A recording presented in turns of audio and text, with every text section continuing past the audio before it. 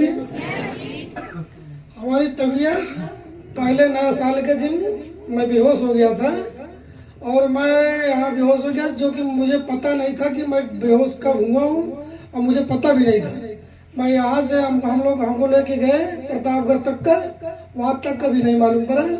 जब ग्लूकोज चढ़ने लगा तब उसके बाद थोड़ा बहुत होश हुआ और हमको वहाँ आराम का, हमारे प्रभु ने हमको आराम दिया, हमको सही किया। हम सही सलामत आप लोग के सामने हैं। अगर रोड वगैरह में होते तो वहाँ पर मैं जीवित ना रहते। परमेश्वर ने हमको जिला दिया, उनके यीशु मसीह ने हमको जियाया, अच्छी तरीके हमको किया। आपके सामने हम दिखाई दे रहे हैं, नहीं तो हो सकता है कि हम दिखाई ना देते।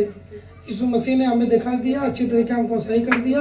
बढ़िया हूँ, धन्यवाद। तो मामी जो भी आपको कैसा लग रहा था जब इनकी तबीयत खराब थी? कैसे उस माहौल में रहा?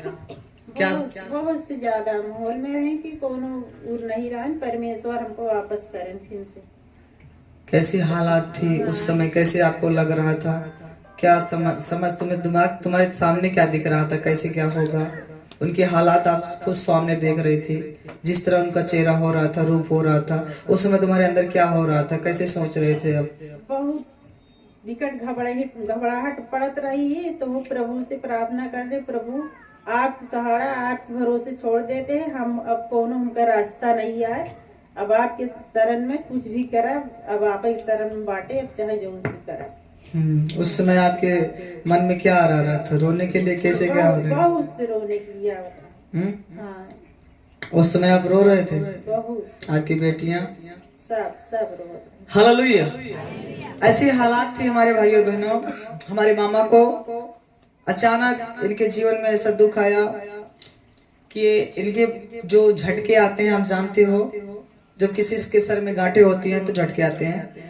तो इनको जीवन में कभी भी ऐसे झटके नहीं आया था, लेकिन इनको नए साल के दिन ऐसा झटका आया जो कभी किसी को ना आया हो। कम से कम 20 बार झटका इनके ऊपर आया। इनका मुंह टेढ़ हो जाता था, सर टेढ़ हो जाता था, इनके मुंह से फेन निकलने लगता था, हाथ टेढ़ हो जाता था, ऐसा जीभ निकल आती थी, ऐसा लगता था कि ये दुनिया में नहीं है। हालेलुया। लेकिन उस समय प्रभु यीशु मसीह हमें इनके पास रखे। जब हमें मालूम पड़ा कि ये कहीं जंगल में पड़े हैं बेहोशी हालात में, तो हम यहाँ से जाते हैं, गाड़ी लेकर गए, उन्हें लेकर आया, यहाँ पर प्रार्थना किया, दुआ किया, फिर अस्पतालों में लेकर गए। सब लोग डर गए थे, यहाँ तक हमारे बड़े मामा भी रोने लगे थे, सब लोग रोने लगे थे, मेरी माँ, सब लोग रो रहे थे, ऐसा कैसे हो गया। हालेलुया। लेकिन हमने यीशु मसीह पर विश्वास रखा कि जब हमारे साथ हमारा मसीह यीशु जीवित है तो हम सबको जीवित रखेगा। हालेलुया। बहुत सी बाधाएं आई, बहुत सी समस्या आया। जब हम अस्पतालों में जा रहे थे तभी रास्ते में 5 बार झटका हुआ, गाड़ी पे झटका गया। हालेलुया। यहाँ पर सुई दवा किया, फिर भी कुछ नहीं हुआ। 620 का पैसा लगा, कुछ नहीं हुआ, 1 पैसे का आराम नहीं हुआ। हालेलुया।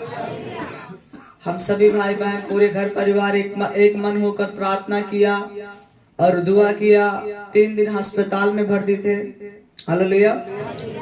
डॉक्टर तो बोला हम आपको तुरंत निकाल दें, लेकिन जो मेन डॉक्टर है वो नहीं आया था, इसलिए आपको रुकना पड़ेगा।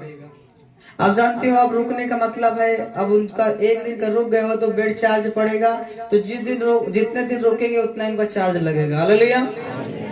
उन्होंने 3 दिन रोका। 1 दिन का बेड चार्ज 1700 रुपया था, 500 फीस अलग से थी। हालेलुया। 3 दिन के अंदर 17,000 से लेकर 20,000 तक खत्म हुआ। हालेलुया। लेकिन हमारे प्रभु यीशु मसीह ने इतने में ही सब कुछ सुरक्षित कर दिया, अच्छा कर दिया। आज आपके सामने खड़े हैं, चल फिर रहे हैं। नहीं तो चल भी नहीं पा रहे थे, इन्हें पकड़ना पड़ता था, ये खड़े भी नहीं हो पा रहे थे, इन्हें छिदा के लेकर गए थे। बोले यीशु मसीह की। लेकिन हमारा यीशु मसीह जिंदा है और सबको जीवित रखेगा। जोर से ताली बजाएंगे।